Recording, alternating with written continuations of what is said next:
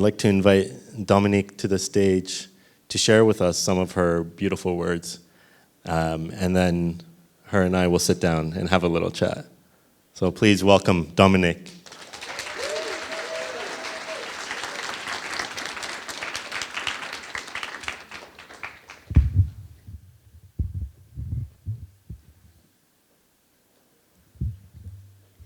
Good morning.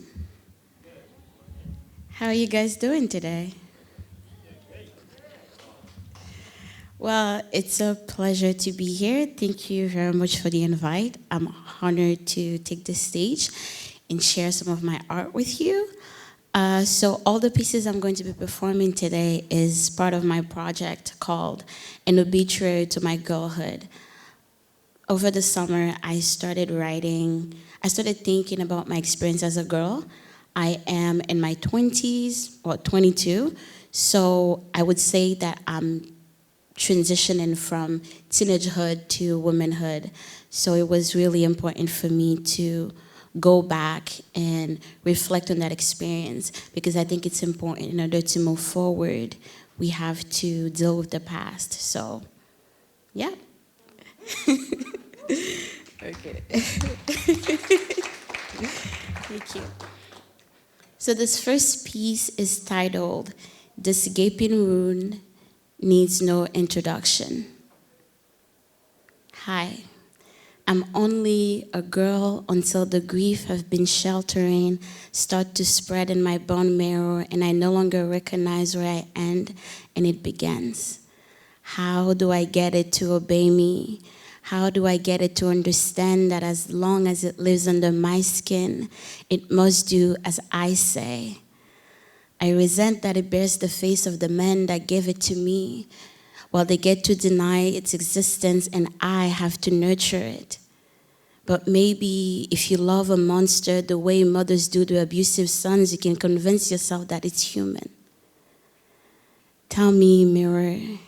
Tell me about the daughters who come undone in the dead of the night, then put themselves back together by sunrise. Before the soft pinkish daylight sneak into the room, they'd already scraped the grief off the floor and repurposed it into willpower.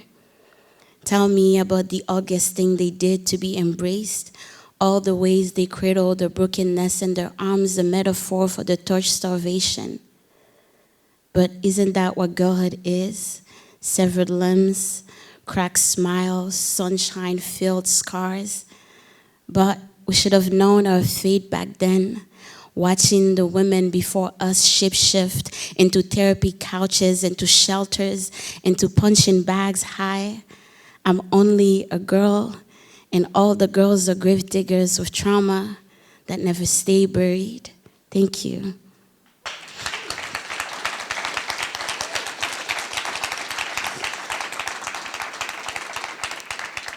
How are we feeling? Deep breath. Okay. And my second piece is actually about an experience that I dissociated from until years later, and it resurfaced again. And the best way to deal with it, like the most healthy way to deal with it, was through poetry. So this piece is really close to my heart. It's titled 404, Body Not Found. The hands came without warning, brushing, pulling, thrusting, and your body surrendered. You were never yours to begin with.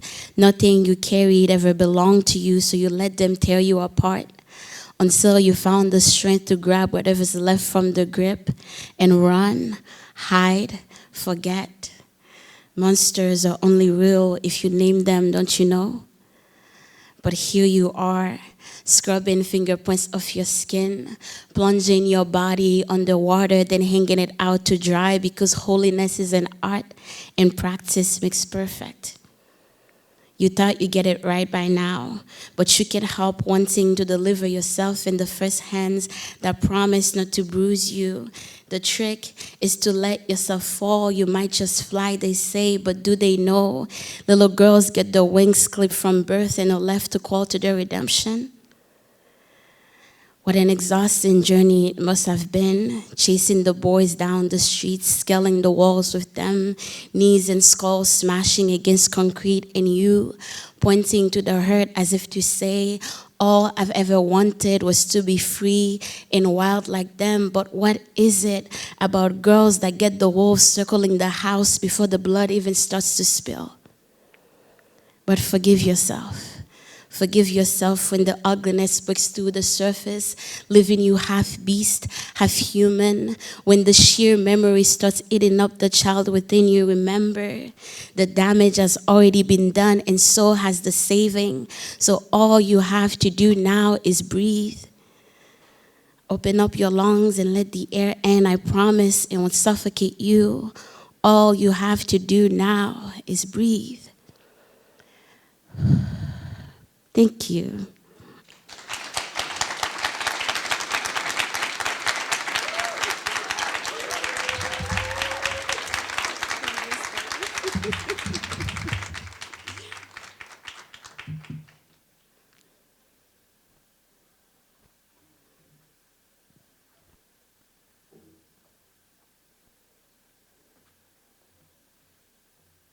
Wow, wow, wow. Thank you, Dominique. Yes. Thank you so much. That was every time the words just pierce through. The way you're able to paint the scenes with your words, it's absolutely incredible. Like, I don't know, what did you think? Yeah, yeah. Thank you. I think you started off by introing the two pieces already, but can you share a little bit more about them, like where'd they come from? Yes, of course. Well, first of all, thank you so much to all of you for listening. It really means a lot. Thank you for witnessing my art. I really appreciate it. Um, yes, so the first one, like I said, I'm working on this project, like this audiovisual project about girlhood. And so the first piece was really about my experience as a girl and also informed by other girls' experiences, because when you talk to people, they definitely influence your art. And also, I think I try not to think of my experience just as an individual, but also as a systemic one. So it's important for me to address the systemic issues that plague the girlhood experience. So yeah, so the first one, this gaping wound needs no introduction, is about that. It's about, it's a sort of an introduction, and how the idea that sometimes when we get vulnerable with other people, when we introduce ourselves, in a way it feels that we lead with our trauma.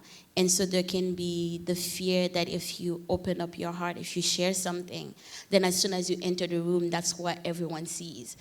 And that is definitely something I struggle with. So I thought I'd just put it into words. So yeah. Which is sometimes really tough to do, you know, especially at first when the emotions hit and you don't know what's what, and like, yeah. So for you to be able to find that space, to find those words, it's quite incredible. Like, and to find words where you're not overcomplicating it either, you know, like you're choosing specific words and you're being very poignant with them, which I think is an art in itself. But how did you come across poetry? How did you start writing and find this craft where you're able to hone it in so well? Yeah, it's definitely a long journey. Well, I've only been on this earth for 22 years, so it can't be that long. But so it started as just me writing and trying to understand my feelings, because I grew up in a culture where, especially as children, you don't get the space to openly express your feelings or emotions. And I remember one moment, I grew up with cousins, and yeah, close and distance cousin. I think they're called distant cousin. But anyway, and I remember one time I was really pissed at everybody. I can't remember exactly what happened. And the way for me to express my feelings, I drew those little stick figures, and some random books I found, and then did like the bubble speech, and then just wrote exactly how I was feeling, very raw, very much I don't like you, I hate you type of thing. And but they did end up finding out, like found the book somewhere because I was very reckless and left it on the ground. That caused a little bit of a, you know, tension, but it's okay. But I'm telling the story because that has been the purpose of poetry for me. It has always been about understanding what I'm feeling, putting it into words, because my go-to is usually you don't stop, you just do what you have to do, so you don't have time to sit down and be with your thoughts. Like you said, what a novel idea. So when I write, when I sit down and write, that is the moment where everything I push down, I pushed away, I put aside, come back to the surface and I have to deal with them. So yeah, it started as that. It started just as me writing, more like what you would call journaling, but just like writing my thoughts. And from there, I started doing creative writing more. Like I would write short stories, fiction, and after that, it started to shift into poetry. And my first piece was actually, I started writing in French because I was born and I grew up in Haiti. So the we have two official languages, like French and Haitian Creole. And because my education started in French, so I was writing in French. So I would write in French, and later on, I wrote my first poem in Creole, and that's the first time I did spoken word performance. That would be, I want to say, in between 2015 and 16, I did that performance, and that was the first time where I realized I loved the feeling of connecting with an audience and just sharing my art. So yeah. Do you find a difference in writing in both languages, French or English? I would say yes. The funny thing is, the last time I wrote anything in French or even Creole was probably 2016, 17. Because when I moved from Haiti to Florida, I had to, in order for me to understand the language, because I was taking English classes, but it's different than when you're actually in the environment. So I had to completely change everything in English. So stop writing in French so I could practice English, stop watching French media. So I did a complete shift. So then when I started writing again, I forced myself to write in English. So I haven't written anything in French. But I would say there's a difference. What I'm feeling right now is, I would say it would take a lot of practice for me to find my creative voice again in the other languages, because a lot of the things that I'm writing about now, I wasn't really aware of them in my own language, if that makes sense. And because I am also a journalist, I wrote this piece last summer, I believe, about the struggle for people to talk about the mental health in their mother tongue. Because I find that if you did not have that experience in your native language, it's really hard for you to talk about it. Sometimes it's not because there are no words for it, it's because no one has actually talked about it before. So there are some things I can only think about in English. So it'd be really interesting to, yeah, start being creative again in different languages and see what that process looks like. Yeah, and go on a search for new words to describe everything that you're feeling. Were you in an environment that encouraged writing, that encouraged creativity? Definitely. I was never a numbers girl. As soon as they start putting letters and numbers, I lost it. Like it was it was hard enough adding them, but the letters. So I always loved creative writing. Like my favorite classes were literature. I was always writing. And even when I moved, my favorite classes again were English. Like all of the classes that involve creativity, because I'm very much a creative person, even in the way I think. And I would say that's probably why I'm really bad at math, because it's just so direct. Like this, you do this and then you get there. But I'm very much many ways lead to Rome. Let me see which one I can take. And sometimes I'll take the longest one. I think there's a lot of people in this room that agree with you. No math at Creative Mornings. So as I mentioned, you're very intentional with your words and the way you craft your poetry. What messages, what emotions do you want the listeners to hear? Funny thing is, even though I write about different themes, when I read my work, I can see an underlying theme in there that connects everything. And I would say what I'm trying to get across is because I write in a way that even though it's personal, it's also still very open to interpretation. That I want to make room for other people to receive what I'm saying, not in the way I experience it, but how it relates to them. So I would say it's really just about allowing yourself to feel your feelings, just like face your feelings. And funny thing is, I didn't really realize I was doing that until one of my last performances, which you were there, by the way, like share your piece. Someone asked me why is vulnerability an important aspect of my work, and I never really thought about it. I was just writing, and I realized that yes, it is about being vulnerable. It's about exposing yourself not to other people, but to yourself at first, and so just allowing yourself to see you, and then because it's by doing that that you can let other people see you, and through seeing you, other people can see themselves as well. Absolutely. Now you've lived in a few different places. Yeah. Grew up in Haiti, high school in Florida, and now you're here in Ottawa. Yeah. How, if at all, did these environments shape your work? That's a good one. So let's see. What was I writing about in Haiti? Mm.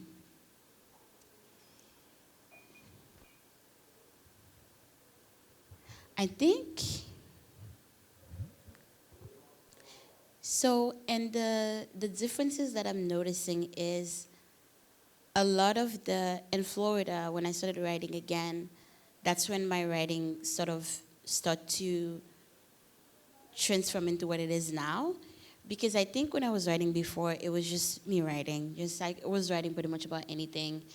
Because it was in a sense just practicing my creative bones and my creative muscles. So I didn't have a specific vision. I want to write about this. I was just writing. But then living in the States definitely opened up my eyes to a lot of systemic issues that I now write about. I wouldn't say my writing is overtly political, but I think it is in the sense that art in itself is political. And also, I can't really separate myself as a black woman from my work. So I'm not necessarily writing about just like political issues just off the bat like this, but because the political environment or the political landscape of wherever you live affect you as a person. So it takes a part in that. And there are things that I only started to be aware of when I moved, whether it's race, whether it's mental health. So then those things were shaping my writing differently.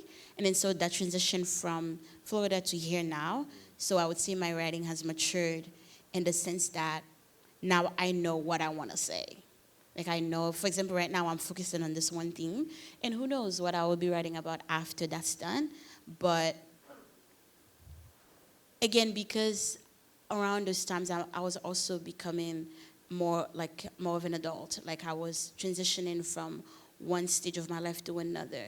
So not only I was more aware, but it was also a necessity because you get to the points where you can no longer claim ignorance about things. So you have to be able to reflect on your experiences, reflect on the environment, reflect on the people around you. So I would say that's how different environments have shaped and also influenced my writing as a creative.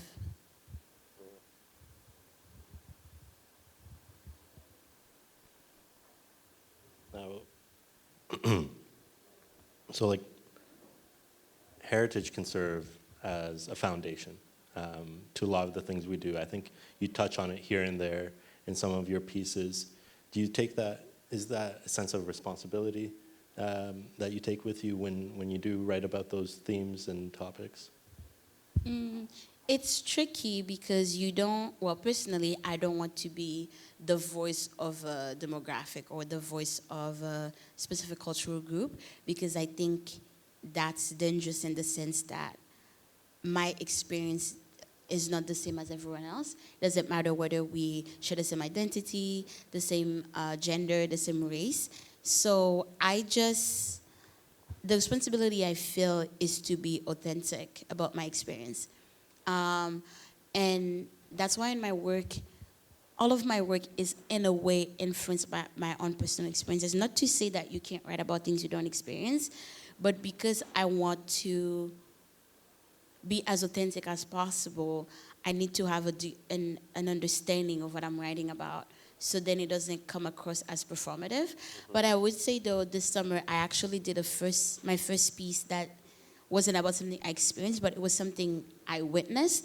And that's when art becomes a way to bear witness to other people's experiences. So I took a class. I'm in my last year of school right now. So over the summer, I took a class on the history of madness. It was about looking into how mad people have been treated by the media, by the government, by institutions. So we looked at different things. We looked at race in madness. We looked at disability in madness. We looked at asylums. We look at all of this different aspects. And in the end, our final project was supposed to be, it could be anything, as long as it was an essay. So I did a poem that was inspired by the madness of Haitian women. And I decided to do this piece because growing up, I would see the people that we would call mad in the streets, and I would always be curious about how did they become like that? And because we are a very superstitious society, so there's a lot of superstition and a lot of religious reason that people attach to psychiatry. And that was also something that I wanted to explore. So I wrote a piece that was based on research. Like I looked at archives, I read secondary and primary work by other people. And even then, I felt that it was so authentic because I was telling somebody else's story. And I was doing it not trying to pass it off as my own, but more of a way of saying, it's not because you're voiceless, but it's because you may not have the opportunity to use your voice right now. So then I use my art to, help you share your story. So I did that piece on that. And it was also, I also included a dance, like it's a traditional dance we have in Haitian culture. We call this dance like folklore. And so I did that and I combined it with the poem because I wanted to explore how madness is felt through the body. And you can also realize that like I use a lot of body imagery in my work just because I grew up in a culture where you feel everything in the body. Like that's just how I also feel things. And it's not just body in the physical sense, but also like who you are as a person. Like it's you in your entirety. So yeah, I think I lost track of the question. No, it's wonderful. It's wonderful. Is it easier to write for other people or through other people's experiences than your own? Actually, no. It's easier for me to do that in journalism because it's easy for me to remove myself. Like, this isn't about me, I'm just reporting. And even though I do a lot of news writing where all you do, you just give the facts and that's it, like who, what, when, where, why, and keep it moving. I also do a lot of feature writing that are more in-depth storytelling. And I love to do those because it's sort of like using yourself as not a mouthpiece, but like as a mediator between the person whose story you're telling in the audience. And you also have to be really careful because you want to tell people's stories how they would have told them themselves, if that makes sense. So I always make it a point to ask people, is that how you would say this thing? Or is it accurate for me to say it that way? So in that aspect, like it's really easy for me to write about other people. And when it comes to poetry, I just can't get my feelings out of them. Like it's about me, I'm sorry. Yeah. But like I do make it a point to also write about the people in my life that impact me. So in that sense, I do take experiences here and there. Like sometimes people recognize themselves in my work, and it's really interesting because it would probably be something they say, I'm like, I'll write something about that. Or conversation, I was like, yep, I'm gonna turn this into something. Or even experiences. So it's a lot of interaction with other people, and it's a lot of observation of other people's experiences with my relationships with my friends, my family. So in that sense, I am incorporating other people, but I can't straight up just read about your experience, like just speaking for you, essentially. And that's a fine line too when you are writing about other people and and their experiences, especially family or friends, you know? Do they ever come up to you and they're like, wait, that was the thing I told you in confidence? Okay, see, the thing is, I don't write about people's secrets. That that is different. I would say the writing about like family and things like that is really intricate because I am of the sentiment that your story is not just your own, that because it involves other people, even though I have ownership of my own story, but also there are other people who are involved in it. So I don't always feel like I have the freedom to do with it as I please.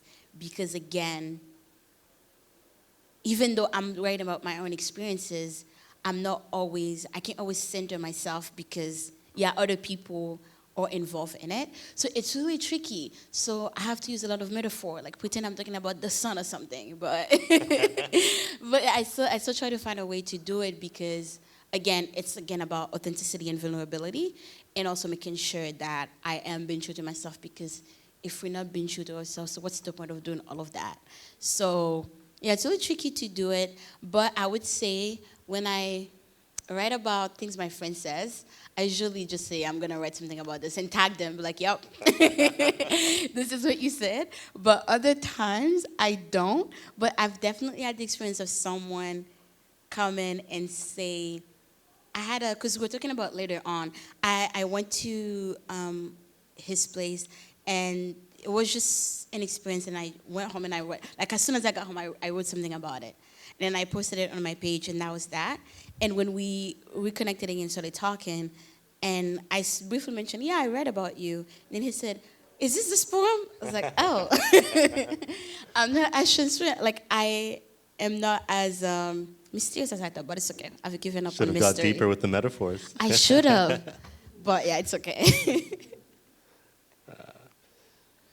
So authenticity requires a lot of just like internal reflection, putting all the feelings out on the table, and a lot of your work focuses on pain. How has your relationship with pain shifted over the years? It's Or definitely. what is your relationship with pain, and how has it changed? Okay. A lot of it is again my experience growing up as a girl, and there is this sense of victimhood that I associate with whether it's been a girl, whether it's been a daughter, because again, whether it's gender roles or misogynistic experiences, whether it's the things that you heard as a girl growing up, that I don't know, like for example, oh, you should know how to do laundry because when you have a husband, you have to do this. So like it's all of these different experiences where it is painful, maybe not in the moment, but when you start growing up and you start reflecting back on them, and maybe you have a different perspective, then you start looking back at them and realize how those things impacted you and how they shaped your upbringing as well. And that's the thing with changing environment. A lot of the things I know now, like I'm definitely more well-read, more experienced, and I'm also in an environment that talk about these things, for example, where it's not the same, let's say for example in Haiti, where now there are more efforts to talk about things like misogyny, sexism, yeah, all of those experiences that we go through that we don't acknowledge as what they are. So when it comes to my relationship with pain, it's definitely an experience that I've had that in the moment when they happen, I didn't recognize what they were. So that's where the dissociation come from, where something happened, okay, this happened, and then you bury it somewhere in your brain and you just keep going. And then years later, it could be a movie or a conversation with somebody else that triggers it, and then you realize that was more traumatic than I thought. And so that's that relationship. So it's shifted from the sense that it's now it's like an encounter with those experiences again. And this encounter is in a way to understand what they were and also move from them. And that's where the healing aspect come from. Because again, you can't really do much healing if you're not acknowledging that you were hurt to begin with. So Yeah, so that's how my relationship with pain has definitely shifted because I went from not really facing them, just keep on moving to sitting down, talk about them as many times as possible because healing isn't, it's not linear. Like if I need to talk about something, if I need to keep writing about it, I have this thing where I will write about this thing until it stops hurting. Like I will continue writing about it, I'll do what I have to do. And then once I feel like, okay, we're good to go, and just put it aside and then do something else. Do you ever So finish a piece while you're still hurting, but it feels cathartic, it feels complete? yes, because also the funny thing is I was reading some of my past work and I was telling myself, weird thing, I don't feel that way anymore. And so then the question came up, what do you do with the art that you made when you were in a different state of mind and you're no longer in that? Like, do you just like toss it aside? Like, do you not acknowledge that it's a part of you? And not to be overly philosophical, This is the place to do it. but I am a humanities student as well. And we were reading the work of this philosopher, Friedrich Nietzsche. And he had this a concept of eternal recurrence. It's this idea that imagine that you could live this life that you live in over and over again with every detail, nothing would change. Would you still want to live it? And his whole thing was that the response should be yes, because it's about affirming your life in its entirety, like not just nitpicking the good and the bad, but everything that make up your life together is just like you affirm that. So looking back at my own work is always an interesting experience because it's like this is no longer my reality, but it used to be. So you just embrace it, essentially. Yeah, you're a product of your past. Unfortunately or fortunately. Do you find that there's a connection or a relationship between pain and creativity? Definitely.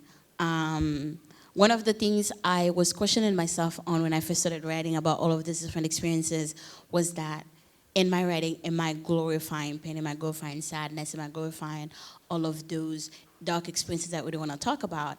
And at some point, it felt that I was. And then later on, by writing more and speaking to many friends, and I have people read my work, someone made me realize that it's not a glorification of it, but it's exposing it. Because I feel like we just sweep a lot of things under the wagon and just pretend that they are not there. And I don't find that useful at all. And we have this tendency to look away from things that make us uncomfortable. And so by looking away, you ignore the thing is there. You pretend that it never exists to begin with, and that does more harm than good.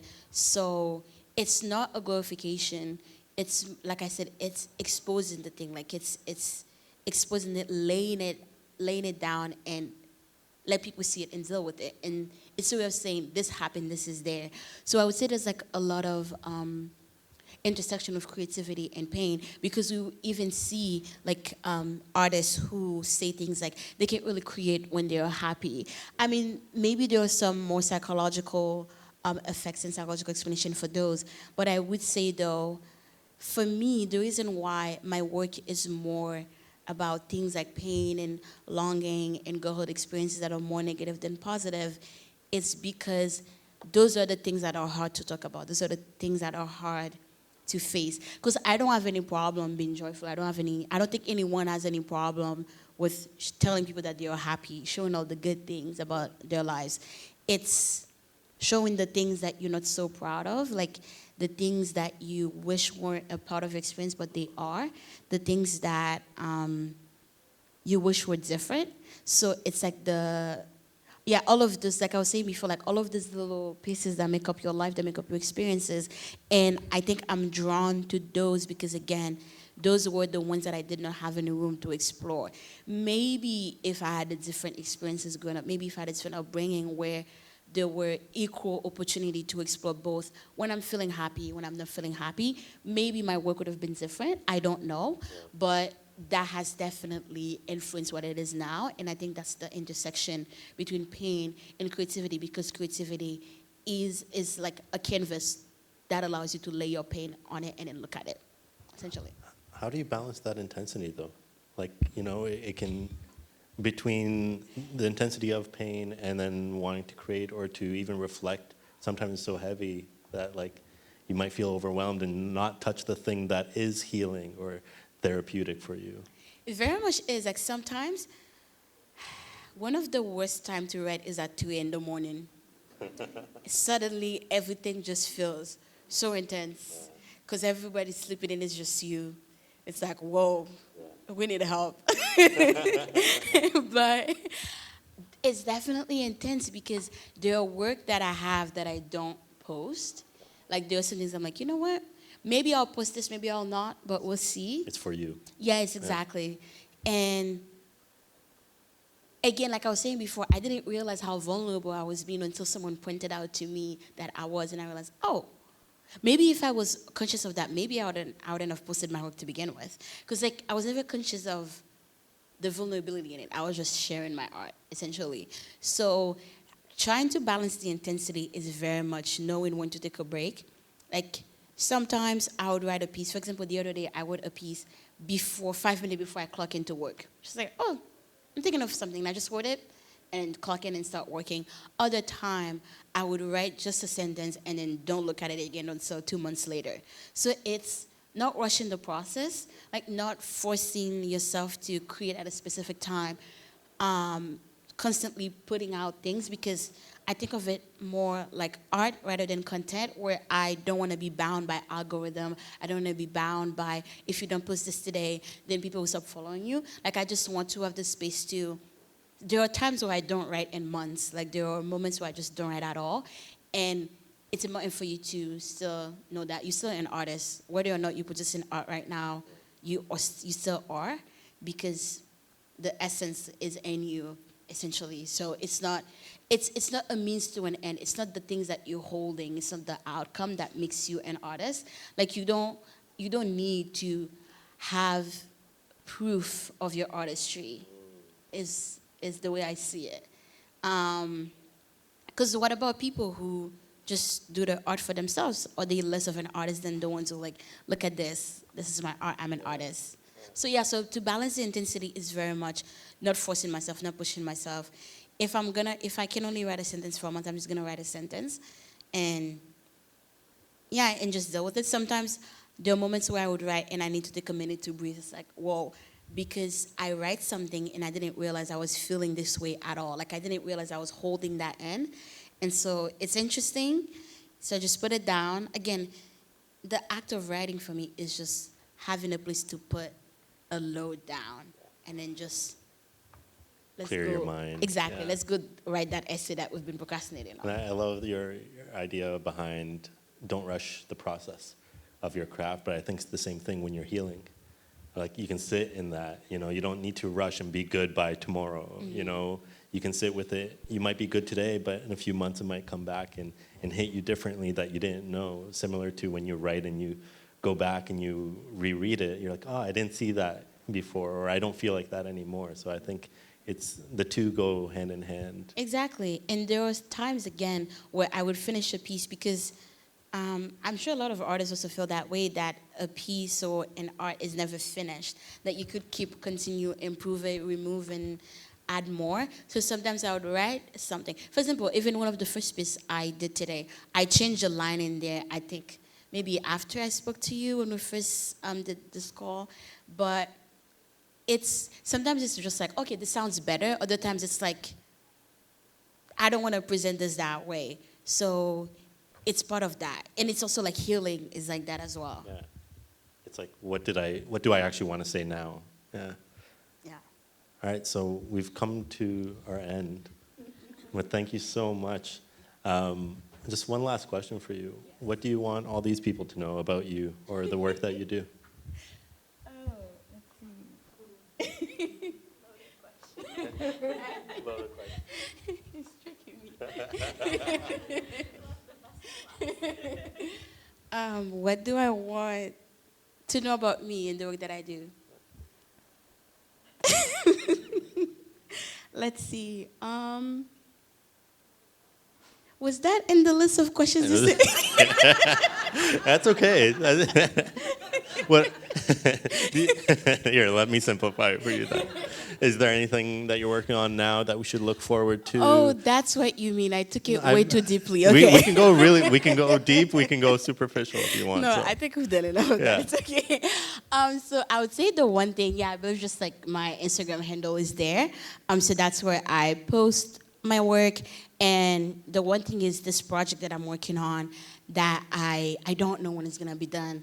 Right now, like there's a lot of component, and also being in school in a way stifled my creativity in a sense because I don't have time with all the classes, but I still find times just like today to come and still devote time to my art because it's important. So yeah, just keep an eye out, and once this project is fully realized, like it's just gonna, yeah, I don't know what it's gonna look like. I have ideas, like I have the 2 pieces that I did that are done, and I still have some more that I wanna put in. The theme might change. I might write about something that I didn't plan on writing about, and because it's gonna be an audio and visual aspect, so I'm gonna be exploring different format that I haven't experienced before. So yeah, should be exciting. Well, you best believe that we're going to be paying attention. We can, you've got a bright future ahead, and I can't wait to see what you do, because what you've done already is so magnificent and incredible. you. So thank you for sharing your story, your you. craft. Do you want to share one more with us? I need a second. Okay. Okay. Is this an easier question than the last one I asked you? Oh, definitely. All right, thank you so much. I appreciate your attention, and thanks again for listening and for participating.